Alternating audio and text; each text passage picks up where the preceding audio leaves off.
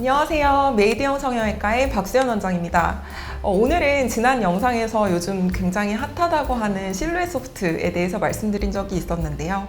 아무래도 실루엣 소프트가 가지고 있는 장점도 있겠지만 단점이 또 있을 수밖에 없는데, 그 단점을 보완해서도 새롭게 탄생한 실루엣 픽스라고 하는 실이 있습니다. 오늘은 이 실루엣 픽스가 어떤 건지에 대해서 알아보는 시간을 갖도록 하겠습니다.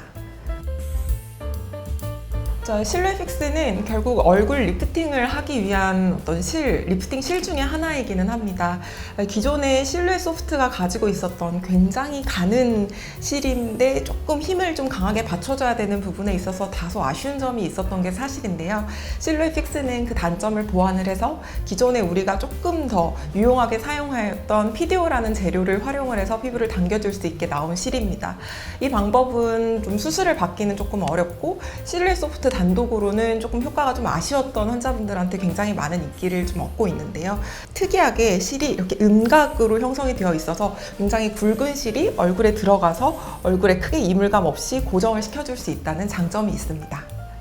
사실 거의 모든 케이스의 얼굴에 실리프팅은 시술이 가능합니다. 다만 조금 더 효과적이거나 조금 더 효과적이지 않을 얼굴형이 좀 따로 나뉘어져 있기는 하는데요. 최근에는 막 팔자주름이 도드라지거나 입가에 심술보가 도드라져서 올리는 어떤 그런 케이스도 물론 있기는 하지만, 굉장히 젊은 환자군에서 나는 얼굴형이 조금 전체적으로 갸름해졌으면 좋겠어요. 즉 어떤 특정한 포인트가 떨어지는 게 아니라 얼굴 전체적으로 들어 올리면서 얼굴형을 개선시키고 싶어하는 어떤 환자분들이 되게 많은데요. 따라서 그렇게 젊은 층에서 다소 무거운 조직을 가지고 있는 환자에서도 조금 더 효과적으로 얼굴을 올릴 수 있다는 장점이 있습니다. 즉 피부가 너무 얇지만 않다면 어떤 누구에게도 효과를 좀 보기가 좋고, 특히 얼굴이 무거워서 기존의 실리프팅으로는 다소 효과가 좀 떨어지거나 실루엣 소프트로는 적응증이 되지 않았던 환자분들에서도 훨씬 더 다 포함해서 아우를 수가 있기 때문에 굉장히 효과적인 실이라고 볼 수 있습니다. 실루엣 픽스 시술은 제가 앞서 말씀드렸던 것처럼 대부분의 환자들한테서 디자인만 적절히 한다면 굉장히 효과적인 실리프팅 방법이 될 수 있는데요. 그럼에도 불구하고 조금 효과가 좀 떨어지는 경우나 적합하지 않은 케이스는 한 3가지 정도를 꼽을 수가 있겠습니다.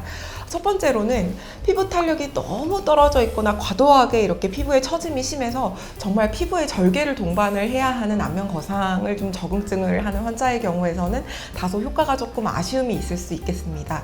혹은 두 번째로 피부 조직 자체가 너무 얇고 살 자체가 너무 조직이 두껍지 않아서 정말 가는 실임에도 불구하고 조금 느껴질 수 있는 그러한 좀 환자의 경우에서는 이 실루엣 픽스 실이 좀 적합하지 않을 수 있습니다. 세 번째로는 이제 드물게 자가 면역 질환을 가지고 있다거나 내가 기저질환을 가지고 있을 경우에는 의료진의 상담 하에 시술 진행이 가능합니다. 또 마지막으로 좀 덧붙이자면, 픽스만으로는 효과가 어느 정도 있기는 하겠지만 다른 시술과 꼭 동반을 해야 효과를 좀 볼 수 있는 경우, 즉 조직의 처짐과 함께 꺼짐이 동반이 되어 있어서 볼륨라이징을 좀 필요로 하는 환자의 경우에서는 실루엣 픽스만 단독으로 사용하였을 경우에는 만족도가 좀 떨어질 수 있기 때문에 이 부분 역시 의료진의 상담을 필요로 하고 있습니다. 오늘은 굉장히 핫하다는 실루엣 소프트 회사에서 새로 나온 실루엣 픽스라는 실에 대해서 자세하게 알아보는 시간을 가졌는데요. 그렇다면 기존의 실루엣 소프트와 실루엣 픽스는 구체적으로 어떤 차이점이 있는지 다음 시간에는 이 차이점에 집중을 해서 알아보는 시간을 갖도록 하겠습니다. 지금까지 메이드형 성형외과의 박수연 원장이었습니다.